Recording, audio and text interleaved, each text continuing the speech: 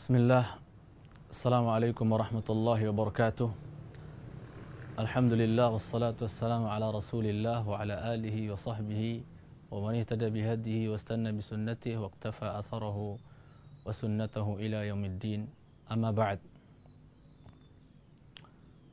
Orang tua.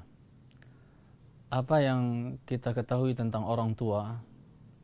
Orang tua adalah dua hamba Allah Jalla wa'ala yang kerap kali Allah Subhanahu wa ta'ala sebutkan penyebutan tentang mereka berdua di dalam kitabillah Al-Quranul Karim, di mana Allah Subhanahu wa ta'ala menggandengkan antara kewajiban untuk mentauhidkan Allah Tabaraka wa ta'ala, beribadah kepada Allah Subhanahu wa ta'ala, digandengkan dengan kewajiban untuk berbakti kepada kedua orang tua.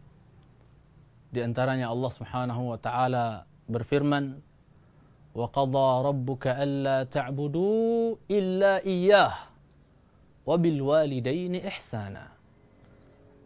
Dan Allah Jalla wa ala memerintahkan kepada kalian untuk tidak menyembah kecuali Dia, kecuali Allah, tauhid. Kemudian tidak pakai tading aling-aling, Allah Jalla wa'ala langsung menggandengkan kewajiban tauhid, kewajiban beribadah kepada Allah. Allah gandengkan dengan kewajiban berbakti kepada kedua orang tua, dengan Allah katakan wabil walidaini ihsana, dan terhadap kedua orang tua hendaknya kalian berbuat ihsan, berbuat baik. Dan ini menunjukkan pemahaman sebaliknya, berarti Allah Subhanahu wa ta'ala mengharamkan yang namanya uququl walidain, durhaka kepada kedua orang tua, yang Allah Subhanahu wa ta'ala contohkan di antara bentuk durhaka tersebut adalah apa? Allah katakan, "Imma yablughanna 'indakal kibara ahaduhuma aw kilahuma fala taqul lahumā uff." Apabila salah satu di antara kedua orang tua kalian sudah sampai lansia, lanjut usia, salah satu di antara keduanya atau dua-duanya, maka apa? Allah mewanti-wanti kita, la taqul lahumā uff. Jangan pernah kalian katakan kepada kedua orang tua kalian itu uff. Apatah lagi yang abjadnya lebih banyak, ogah, tidak, malas, nyuruh mulu dan seterusnya. Jangan. Bahkan ada hadis yang maudhu', yang palsu, tapi secara makna tidaklah bertentangan. Kalau seandainya ada ungkapan untuk membantah kedua orang tua yang lebih singkat dibandingkan maka itu juga akan diharamkan. Kalaulah ada orang membantah orang tuanya dengan atau hanya dengan hembusan napas, ya, maka itu akan diharamkan oleh Allah Subhanahu wa ta'ala. Apatah lagi sampai seseorang atau seorang anak sampai membuat orang tuanya menangis, waliyadzubillah, ini merupakan uquq yang sangat besar, kedurhakaan yang sangat besar di sisi Allah Subhanahu wa ta'ala, yang kafarahnya dia harus membuat orang tuanya tersenyum kembali setelah tadinya dia membuat orang tuanya menangis. Kemudian, pemirsa Yufid TV yang saya cintai karena Allah Tabaraka wa ta'ala, coba kita melihat bagaimana perjalanan orang-orang salafus saleh, orang-orang saleh terdahulu dalam hal bakti mereka kepada kedua orang tua.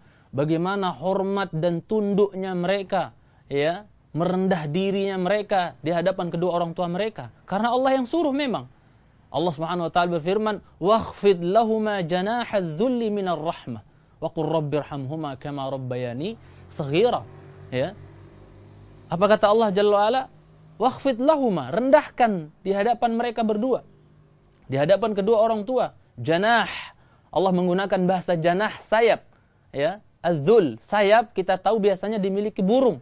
Dan burung ketika anak-anak burung yang masih kecil didatangi oleh induknya, apa yang dia lakukan? Dia tidak pongah di hadapan induknya, ya. Dia tidak sok pintar terbang di hadapan di hadapan induknya, tapi apa?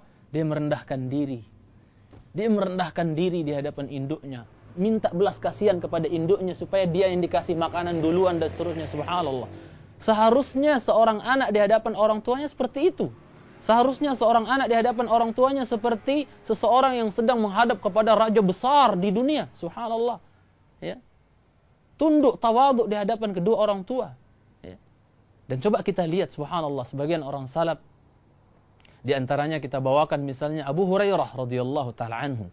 Abu Hurairah radhiyallahu taala anhu, ketika beliau radhiyallahu taala anhu dipanggil oleh mamanya, oleh umminya, ya, dipanggil ya Abu Hurairah, dipanggil oleh ibunya dengan suara yang ya lembut, ya Abu Hurairah, wahai putraku, wahai Abu Hurairah.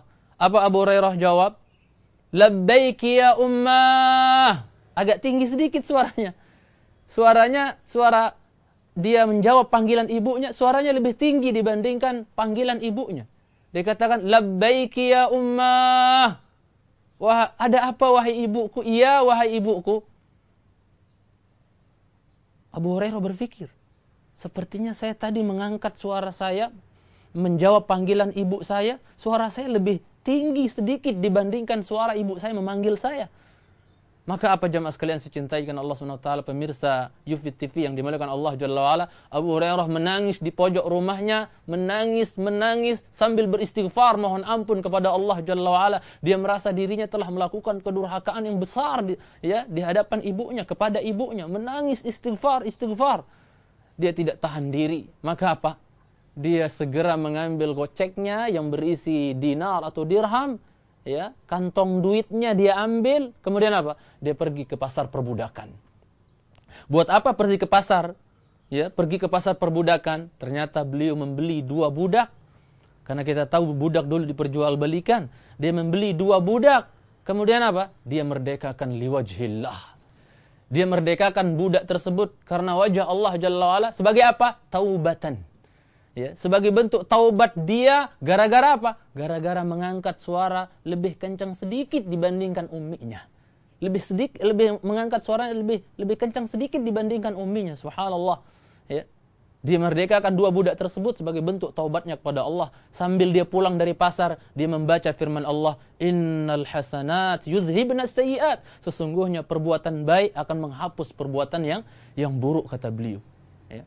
Kemudian subhanallah, kalau kita lihat, ya, sebagian mereka, saya mengenal ada seorang ahli ilmu, subhanallah, di zaman sekarang masih hidup. Subhanallah, saking baktinya kepada ibunya, saking menghormati kedua orang tuanya, ibunya, sampai-sampai apa pemirsa yang saya cintai karena Allah Subhanahu wa taala. Dulu ketika beliau, orang tuanya atau ibunya masih hidup, beliau punya kebiasaan nelpon ibunya. Punya kebiasaan menelpon ibunya. Ya, dia telepon ibunya. Habis beliau menyampaikan ceramah atau kajian, beliau telepon ibunya. Ya, sebagai bentuk bakti beliau kepada ibunya. Di saat mungkin zaman sekarang banyak orang yang tidak telepon 2 orang tuanya, mungkin kecuali sekali berapa bulan dan seterusnya, waliyadzubillah, selalu telepon orang tuanya. Qadarullah ketika ibunya telah meninggal, ya, selesai beliau dari kajian karena punya kebiasaan menelpon ibunya, maka apa? Dia cari nomor ibunya, dia telepon. Tut. Kok nggak ngangkat ummiku ya? Baru dia sadar, oh iya, ibuku telah meninggal. Subhanallah. Sudah menjadi kebiasaan nelpon ibunya. Ketika ibunya nggak ngangkat, ditelepon, baru dia sadar ibuku sudah tiada. Subhanallah. Apa yang menjadikan mereka seperti ini? Ya.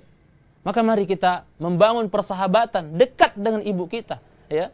Sesungguhnya, ya, Muhammad ibn Munkadir, guru dari Al-Imam Malik, pernah berkata, engkau duduk di hadapan ibumu, ngobrol sama dia, dan dengar hembusan nafas yang keluar dari, ya, ibumu, kau dengar obrolan dia, omongan dia, cerita dia, keluhan dia, sambil kau mendengar hembusan nafasnya, itu ahabbu ilallah minal jihadi fi sabilillah. Itu lebih Allah sukai dibandingkan berjihad di jalan Allah. Ngobrol sama ibu, dengar dia ngomong, dengarkan hembusan nafasnya, itu lebih Allah cintai dibandingkan jihad di jalan Allah Subhanahu wa taala.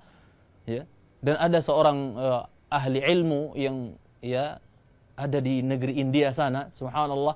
Dia apa? Di negeri India sana, dia apa? Ketika saking hormatnya kepada bapaknya yang sudah lansia, karena dia ingat dulu ibu sama bapaknya nggak pernah sama sekali, ya, jijik ketika nyebokin, ya, kotoran yang ada di, ya, pantat anaknya dan seterusnya, nggak pernah merasa jijik. Dia ingat itu, maka ketika bapaknya sudah tidak bisa dituntun lagi ke hammam, ke kamar kecil untuk bersih-bersih, cebok dan seterusnya, apa dia bilang sama bapaknya? Abi, bapak, tolong buang hajatnya buang hajatnya di tangan saya saja. Nanti saya buang, ya, kotorannya ke kloset. Subhanallah. Mana ada anak yang berbakti sampai seperti itu, suruh bapaknya buang hajat di tangannya, kemudian dibuang kemana? di kloset, subhanallah. Inilah perjalanan mereka. Mudah-mudahan apa yang saya sampaikan singkat ini bermanfaat untuk yang berbicara dan juga yang melihat dan mendengar. Aku liqa hadza wa sallallahu ala Muhammad wa ala alihi wasallam.